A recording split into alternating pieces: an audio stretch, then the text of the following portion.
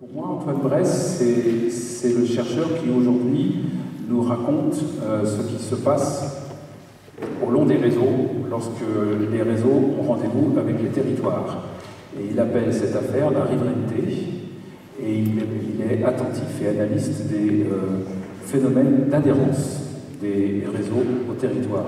Alors comme en écoutant Elisabeth faire le programme de 2 jours, on s'est rendu compte qu'on allait passer 2 jours à aller de là à là, puis de là à ailleurs, puis reprendre le car, puis etc., et que nous sommes une fois de plus convaincus que l'espace périurbain de la ville étalée est fondamentalement un espace de mobilité, de trajectoire, de circulation et de parcours. C'est très important de l'avoir avec nous pour qu'ils nous disent comment ces parcours et ces circulations font malgré tout un peu d'établissement, même temporaire, même mal fichu, même pas très bien approprié, même moche, selon l'expression d'une revue célèbre. On va essayer effectivement de voir comment on peut aborder la question de l'espace public, alors qu'il est souvent associé dans notre imaginaire à la ville compacte, à la flânerie sur le trottoir, à la flânerie à la terrasse des cafés, etc. Et je pense que pour le regarder d'une autre façon, on va plutôt partir de l'usage, plutôt que de la représentation sans doute un peu conventionnelle qu'on en a tous. Et on va se poser la question de savoir si le périurbain se caractérise par 2 choses, c'est-à-dire que tout le monde y reconnaît une automobilité dominante et puis des isolats bâtis. On a l'impression que finalement le périurbain, entre espace public et périurbain, il y a une incapacité, une incompatibilité très grande. Alors, l'idée c'est plutôt de rejeter en bloc, et souvent avec beaucoup de mépris finalement, le périurbain. On va essayer de voir, notamment sur les bords de route, comment les germes d'espace public pourraient être développés, et notamment en s'appuyant sur l'attention bienveillante de personnes comme Samson, qui s'est beaucoup intéressé au bord de route et qui nous pose la question: est-il assuré que circuler soit le contraire d'habiter? Et je vais essayer de vous prouver que non. Petit détour historique par notre grande papesse de l'urbanisme, qui est François Choët, et qui, dans un petit bouquin qu'elle a écrit dans les années 60 et qui a été réédité récemment, qui s'appelle Espacement, dit bien que l'espace public associe finalement le mouvement à l'établissement, et elle a développé plusieurs types d'espaces publics qu'elle associe à des périodes historiques. L'espace de contact, qui pour elle l'espace de la cité médiévale, l'espace de spectacle ou de représentation, qui bien évidemment est celui de la ville classique, ensuite l'espace de circulation que l'on retrouve au 19e et au 20e siècle, et enfin l'espace de connexion. Alors quelques petites images, donc Saint-Émilion, l'espace de contact, c'est pas mal. Une image que j'aime beaucoup, c'est les représentations de Gustave Doré du Londres du 19e siècle, où l'on voit finalement que c'est l'espace de circulation, et c'est l'espace de frottement, et c'est l'espace de contact, un contact même très, très intense, comme on le voit dans cette représentation. Et puis, l'espace de connexion, qui peut être représenté aussi bien par des projets Allison et Peter Smithson des années 80 pour Berlin, ou de représentations qu'on trouve dans des publications notamment néerlandaises qui s'intitulent À la recherche du domaine public. Alors sur ce petit schéma, donc à partir de la gauche, vous avez différents types d'adhérence. Alors à gauche, vous avez le parcours en avion, où finalement, entre le point de départ, le moment du décollage et le moment de l'atterrissage, il n'y a aucune adhérence entre le déplacement et le territoire. On peut dire qu'il y a un rapport visuel quand le ciel n'est pas trop nuageux, mais enfin, le rapport est nul entre le point de départ et le point d'arrivée. Dans le cas du chemin de fer, donc le second schéma, c'est un peu le même cas. On a une certaine proximité quand même, on voit un peu souvent l'envers de la ville, ce qui est souvent intéressant. Et puis l'autoroute, troisième schéma, c'est un peu pareil, sauf dans les aires autoroutières, qui, elles, ça a été développé par ailleurs, présentent toutes sortes de situations d'adhérence. Mais en tout cas, on est toujours dans l'adhérence, qu'on appelle ce que Georges Amar et André Plémy ont appelé l'adhérence terminale. Et puis, ensuite, on arrive à des modes d'adhérence longitudinaux, c'est-à-dire où, finalement, le mouvement peut s'interrompre et venir adhérer au territoire. Donc ça peut être de façon ponctuelle ou ça peut être de façon linéaire. Et ces caractéristiques d'adhérence viennent déterminer la rivalité. Alors ce que j'appelais la rivalité, une espèce d'inversion de point de vue, parce que quand on est riverain, c'est d'une voie ou d'un fleuve, c'est en général qu'on donne dessus, ou qu'on peut y accéder. Dans cette idée-là, la rivalité est inversée, c'est-à-dire c'est la rivalité d'une voie que j'ai proposée pour décrire l'intensité des interactions entre une voie et le territoire qu'elle traverse, et entre les mouvements qu'elle accueille et les fonctions qui sont sur ces rives. Donc c'est cette notion, et pourquoi cette notion? Parce que tous les discours sur le boulevard urbain, par exemple, sur tout ce qui était urbanité d'une voie ou d'un boulevard, me semblaient assez imprécis, d'autant si l'on voit ce que sont certains boulevards dits urbains, notamment, je ne sais pas, qui sont plus finalement des voies rapides que des boulevards qui ont justement des interactions urbaines avec les territoires qui traversent. Trois situations de rivalité comme ça, toujours une situation où on voit très bien le rapport entre le mouvement et le séjour, donc on va pas et où on se retrouve vraiment en rive, soit de la mer, soit d'une rivière, soit de la Marne, où là on voit très bien comment cette adhérence se concrétise. Donc ça peut être se garer le long d'une glissière de sécurité puis s'installer au bord de la plage.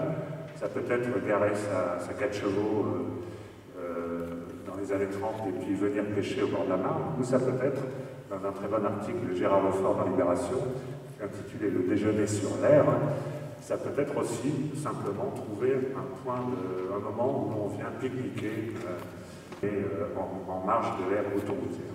Alors cette idée de rivalité de halte nous amène à caractériser la halte de deux façons, soit le lieu d'arrêt, donc ce qu'on voit dans le petit schéma, son rapport à l'espace de la voie ou son rapport à l'espace du territoire. Alors les deux exemples les plus contrastés qu'on peut trouver, c'est d'un côté l'aire de stationnement du supermarché qui à la fois qui vient se connecter par l'intermédiaire d'un giratoire en général à la route qui lui donne accès et puis qui est complètement clos par rapport au territoire environnant. Et à l'inverse, bien évidemment, le village-rue où il y a une interaction continue et permanente, une adhérence continue entre l'espace de circulation, donc la rue, et l'espace de séjour et les fonctions qu'il accueille, donc aussi bien les commerces, et bien évidemment, tout ça se concrétisant à travers des places de stationnement longitudinales. L'idée, c'est qu'en fait, si l'on parle de cette notion de rivalité, c'est-à-dire de la façon dont le mouvement vient s'inscrire dans le territoire, on peut dire que ça se passe en deux étapes. Il y a d'abord, de par l'attractivité du mouvement, notamment l'attractivité commerciale, il y a des commerces, on verra, comme on le verra à la suite, qui viennent s'installer le long des voies passantes. Alors bien évidemment, il y a l'établissement de restauration rapide, on verra, il y a pourquoi pas des commerces ambulants, etc. Et ces commerces viennent à leur tour engendrer des pratiques au sein du territoire. Donc à la fois les effets endogènes de la halte, les effets exogènes de cette halte. Deux illustrations abondantes, celle effectivement du barbier qui vient s'installer sous un arbre au cœur d'une aire de stationnement. Et puis cette autre image que j'aime bien, c'est les premiers moments d'autoroute de l'Ouest où on venait pique-niquer le long d'autoroute. Bon, c'était autorisé. Donc il n'y avait pas sectorisation d'autoroute, l'autoroute était encore accessible. Ça nous conduit à regarder finalement ces espaces qui sont, comme je disais, souvent méprisés. Ici, c'est la RN7, enfin une section de la RN7 entre la 86 et Francilienne, donc on est vraiment dans la troisième couronne. Ici, on accorde une attention bienveillante à cet ordinaire périurbain que sont les centres commerciaux, même s'ils sont dédiés en majorité au stationnement automobile, comme on peut le voir le long de ce tronçon de la RN7. On s'est rendu compte que finalement, de toute manière, partout où il y a la voiture, il y a le piéton, on le veuille ou non, et que certaines fonctions donc, associées au flux automobile à la grande circulation, comme les établissements de restauration rapide, pour ne pas dire McDo Quick, en fait, ont été implantés là pour bénéficier de la circulation automobile, et en même temps, finalement, reçoivent une clientèle qui est la clientèle de voisinage. Alors, comment bouge-t-on dans le périurbain? Comme je disais, il y a des piétons, il y a des cycles aussi, et puis il y a l'automobile dominante. Comment, finalement, fait-on halte? Puisque c'est l'intermédiaire, mais on fait halte, tant bien que mal, l'automobiliste trouve toujours une place pour stationner, que ce soit de façon organisée, ou de façon admise, ou de façon improvisée, ou de façon plus ou moins tolérée.